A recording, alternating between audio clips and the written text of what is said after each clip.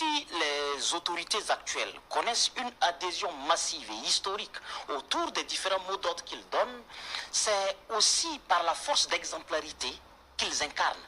Sinon, je pense que des mots d'ordre similaires, il y en a eu, mais même les membres même de la famille de ceux qui ont lancé ces mots d'ordre ne se sont pas mobilisés. Aujourd'hui, on a un effet général. Et quand il y a l'appropriation populaire, il y a la durabilité. C'est lorsque c'est juste quelques personnes prises sous mesure avec un lien, soit très intéressé, parce que c'est pour lui le projet, il le réalise, donc il a un contrat fructueux qu'il a signé, mais lorsqu'il y a une adhésion populaire, telle qu'on le constate, moi la dernière fois j'ai eu la chance d'avoir accès au lycée Zenda, où les agrégats sont réceptionnés, où c'est produit, mais arrivé, tu ne différencies pas celui qui est recruté et qui est payé de celui qui est venu donner sa force. Tu ne fais pas le distinguo. Tout le monde a le même acharnement, tout le monde a le même espoir, mu par la même rage d'une transformation qualitative radicale.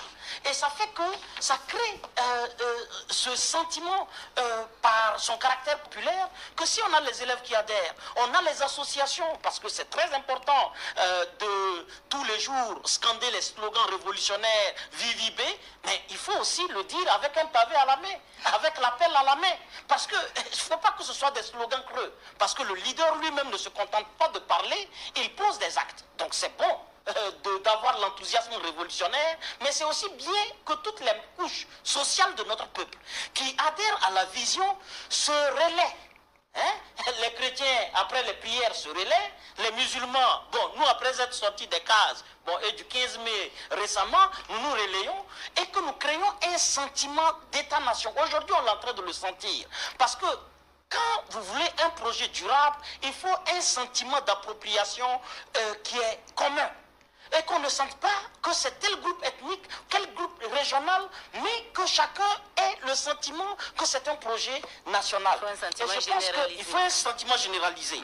Et je disais quelque part que vous regardez l'ensemble de ces initiatives, y compris Faso Mebo, rentre dans un cadre. C'est le cadre des initiatives présidentielles. On peut se poser la question, pourquoi les initiatives présidentielles? Mais c'est pour parer à la lenteur ou bien au piège des administrations qui échappent à nos désirs de réalisation. Et parce que ce n'est pas que ces administrations refusent intentionnellement de travailler à l'effet de résultats, mais par leur articulation, il y a des lourdeurs souvent qui servent même au retard et qui servent à ce qu'on appelle renvoyer le budget quand on fait les avenants. Les avenants. Ce que nous perdons dans les avenants par le business entretenu de certains cadres de l'administration, Dieu se le sait. Et je précise encore que ce n'est pas toutes les administrations qui sont, mais nous avons des lourdeurs administratives que je pense que les initiatives présidentielles permettent de contourner pour créer des résultats et accélérer l'amélioration du cadre de vie. Je passais au rond-point de Ouaga 2000, je vois un embellissement rare. Alors que c'était un dépotoir, c'était un lieu où vous êtes victime d'agression la nuit. Alors on passe de la violence, on passe de l'insalubrité à quelque chose qui participe à l'hygiène de vie. Et désormais nous n'irons pas plus uniquement à Paris pour faire un selfie, nous pouvons le faire à Ouagadougou ici.